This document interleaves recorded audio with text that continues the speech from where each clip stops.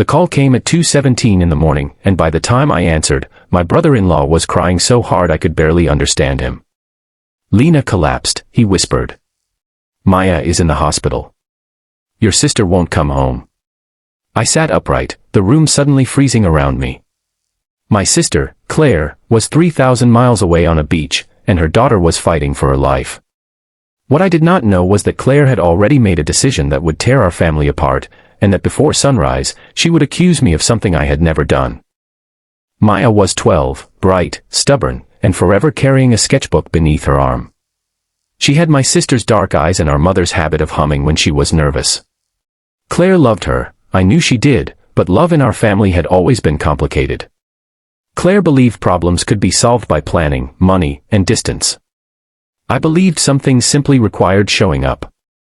When Maya was admitted to the pediatric intensive care unit after collapsing at summer camp, the difference between us stopped being philosophical. It became a matter of hours.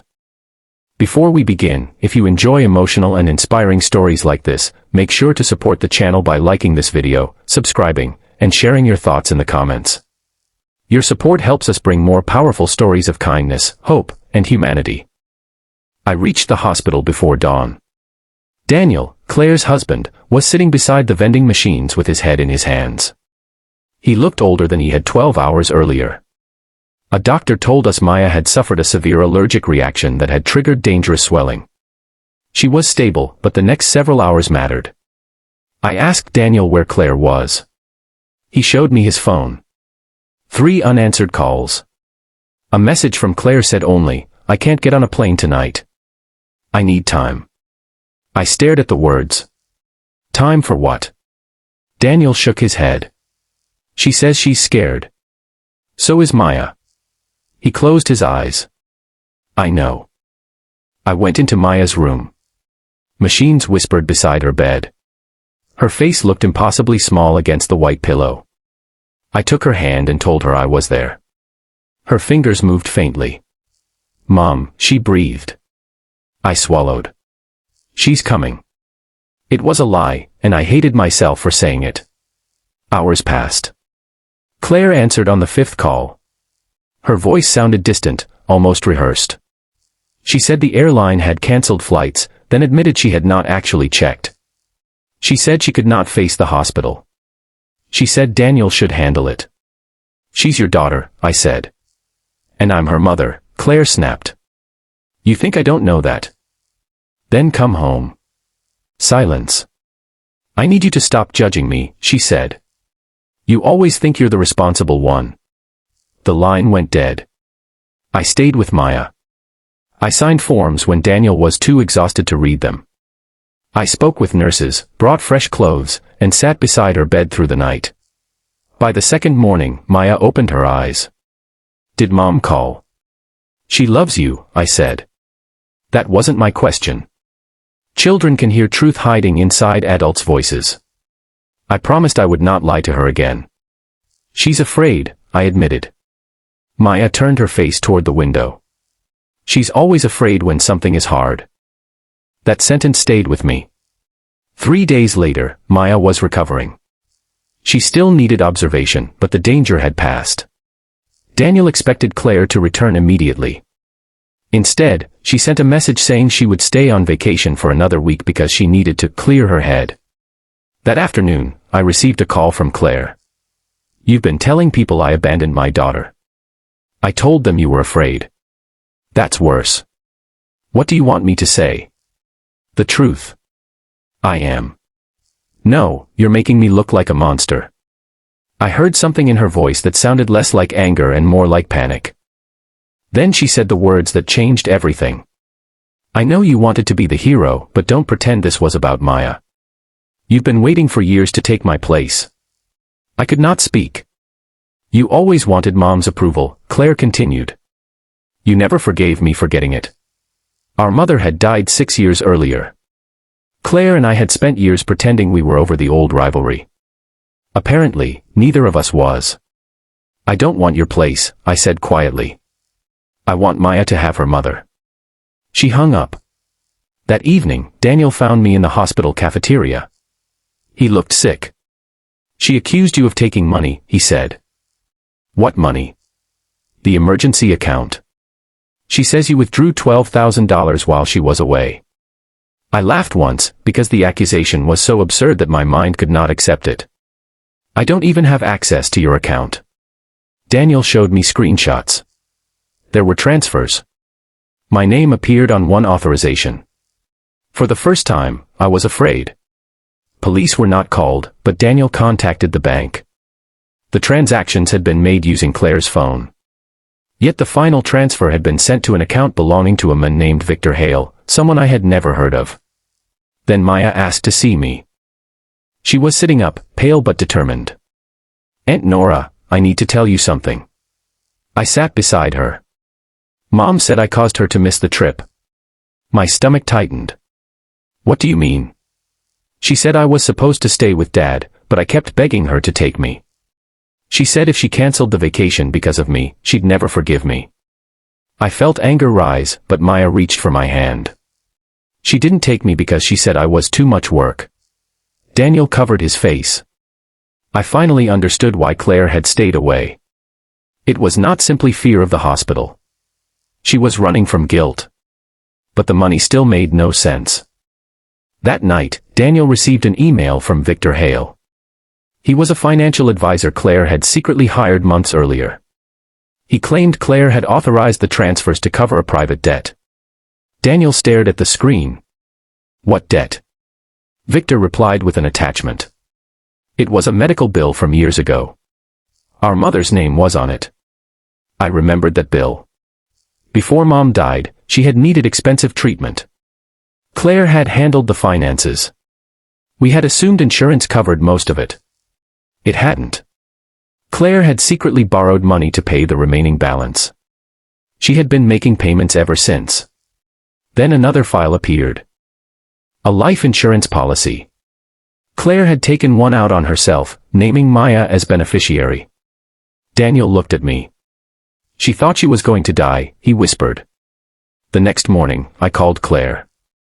She answered after one ring. I know about Mom's bills, I said. Silence. I know about the debt. I know about the policy. Her breathing changed. I was trying to fix everything, she whispered. By staying on a beach while your daughter was in intensive care. I thought Maya would be better without me. That is not your decision to make. Claire began crying. She told me the truth. She had not abandoned Maya because she did not care. She had convinced herself that she was dangerous to everyone she loved. After our mother died, Claire had blamed herself for not finding enough money to save her. She had spent years working, borrowing, hiding debt, and pretending everything was fine. The vacation had been her first attempt to escape. When Maya collapsed, Claire believed it was proof that disaster followed her wherever she went. I was terrified, she said. So was she. I know. You can still come home. I don't deserve to. No, I said. But she deserves the chance to decide whether she wants you there. Claire arrived the next evening. Maya was asleep when she entered the room. Claire stopped in the doorway. She looked smaller somehow, without the confidence she usually wore like armor. When Maya woke, she saw her mother. Neither spoke. Claire walked to the bed and knelt. I'm sorry, she whispered. I was scared, and I made my fear your burden. Maya stared at her for a long moment. Then she opened her arms. Claire collapsed against her daughter, sobbing. I stepped into the hallway and closed the door. Daniel joined me. Do you think they'll be okay? I looked through the small window. No, I said. Not right away. But maybe they'll finally be honest. Weeks later, the bank cleared my name. The transfers had been authorized by Claire, and Victor had manipulated her desperation for his own benefit. The police eventually investigated him, but Claire's greatest punishment was not legal. It was learning that hiding pain did not protect the people she loved, it only made them suffer alone. Maya came home with a new sketchbook. On the first page, she drew 3 figures sitting beneath a crooked sun. What is it? I asked. Us, she said. Claire looked at the drawing and smiled through tears. Why is the sun crooked? Maya shrugged. Because perfect things aren't real. I laughed. Claire reached across the table and took my hand. I'm sorry, she said. I squeezed her fingers. Just don't disappear again. I won't. And this time, I believed her. The following months were not magically easy. Claire began therapy, sold the expensive car she had bought during better years, and made a spreadsheet of every debt she had hidden. For the first time, Daniel knew what their finances looked like. There were arguments. There were mornings when Claire woke convinced she had ruined everything again. But instead of disappearing, she sat at the kitchen table and said what she was afraid of. Sometimes Maya listened. Sometimes she walked away. Both were allowed. One Saturday, Maya asked me to drive her to the hospital. She wanted to visit the nurse who had stayed beside her during the worst night. We carried homemade cookies to the pediatric ward. As we walked through the familiar hallway, Maya slowed near the room where she had once lain unconscious. I thought I was going to die here, she said. I put an arm around her shoulders. So did I. She looked at me, surprised. You were scared. Terrified. Then why did you tell me Mom was coming? Because you needed hope. Maya smiled sadly. Maybe hope is telling the truth and staying anyway. I knew then that the girl who had entered that hospital frightened and angry had already learned something many adults spend their lives avoiding. Love was not a promise that nothing terrible would happen. Love was the decision to remain present when terrible things happened. When we returned home, Claire was waiting on the porch. She had made dinner and burned the first attempt. Maya laughed when she saw smoke rising from the kitchen window. Mom, what did you do? Claire grinned. Apparently, surviving a crisis does not make me a better cook. For the first time in years, the three of us laughed without pretending.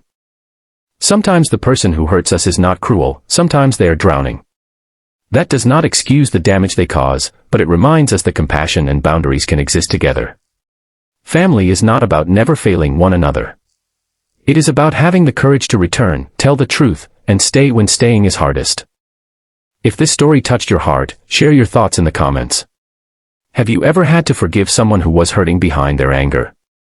And if this story reminded you that kindness, hope, courage, compassion, and humanity still matter, please like this video and subscribe for more inspiring stories.